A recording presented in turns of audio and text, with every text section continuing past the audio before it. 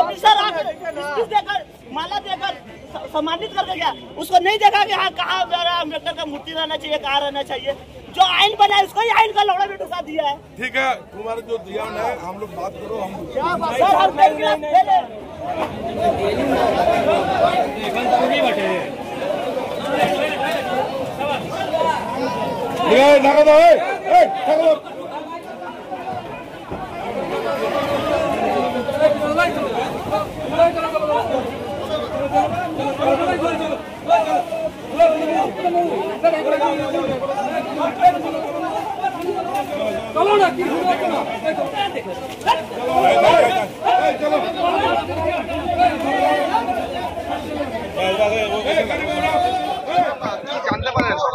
সকালবেলা না, আমরা 17 তারিখ থেকে ইনি নিখোঁজ ছিলেন।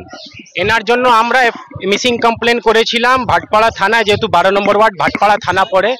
তারপরে আমরা নিজের থেকে খোঁজাখুঁজি দুর্গাপুর, আসানসোল, বর্ধমান, ব্যান্ডেল থেকে শুরু করে হাওড়া থেকে এদিকে আপনার শিয়ালদা, ক্যানিং সব দিকে আমরা লোকফোক ঘোরাচ্ছি, প্লাস মিডিয়ার মাধ্যমে আমরা এটা মিসিং কমপ্লেনটা দিয়েছিলাম।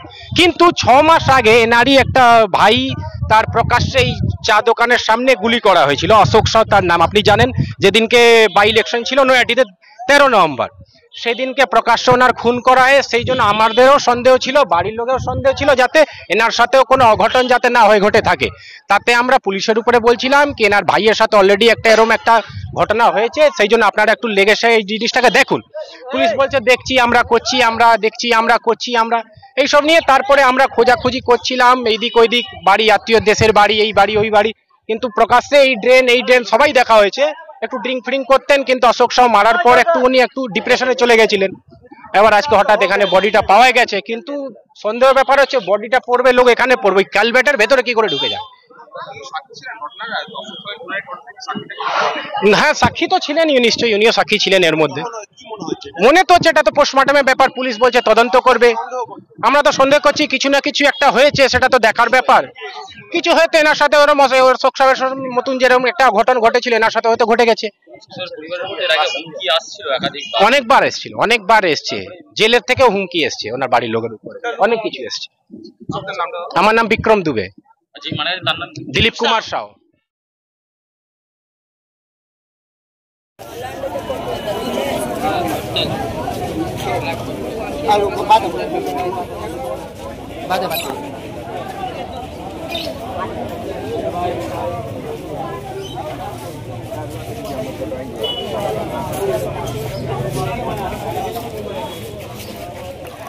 আপনারা সবাই আপনাদের মনে হবে মেহেটি বাই ইলেকশনের দিনে এখানে প্রকাশ্যে অশোক সাউকে মার্ডার করা হয়। সেই অশোক সাহেবের ভাই প্রদীপ সাউ কলকাতা হাইকোর্টে এনআইএ ইনকোয়ারি করার জন্য মামলা করেছে। হতে পারে সামনের সপ্তাহের মধ্যে এনআইএ অর্ডার হয়ে যেতে পারে। তার মাঝখানে সেই অশোক সাহেবের ভাই দিলীপ সাহেবের আজকে প্রকাশ্যে ড্রেনে তার বডি পাওয়া যায়। 3 দিন থেকে লাপতা ছিল। ওর পরিবাররা জিডি করেছে, এফআইআর করতে গেছে, কোনো এফআইআর পুলিশ নেই। আর আজকে দিনে তার বডি প্রকাশ্যে এখানে ড্রেনে কালভার্টের তলায় পাওয়া গেছে। এটা পরিকল্পিতভাবে মার্ডার করলো তাহলে? নিশ্চয়ই হতেই পারে। আজকে দিনে আমরা সন্দেহ করছি, কেন আমাদের উপরে আমরা কিন্তু মন থেকে এটা মেনে নিতে পারছি না যে উনি ড্রেনে পড়ে ওনার মার্ডার হয়েছে। যদি ড্রেনে পড়তো তাহলে সে খোলা ড্রেনে তার বডি পাওয়া যেত। কালভার্টের ভিতরে তার বডি কি করে গেল? প্রশাসন কি বলছে? প্রশাসন বলছে আমি আপনাদের সাথে কথা বলবো। আমি প্রকাশ্যে বলছি এই দিলীপ সাহেবের মৃত্যুকে আমরা স্বাভাবিক মৃত্যু হিসাবে মেনে নিতে পারছি না। তার ভাই অশোক সাউকে মার্ডার করা হয়েছে। প্রদীপ সাহেবের প্রাণে আশঙ্কা আমরা আছি।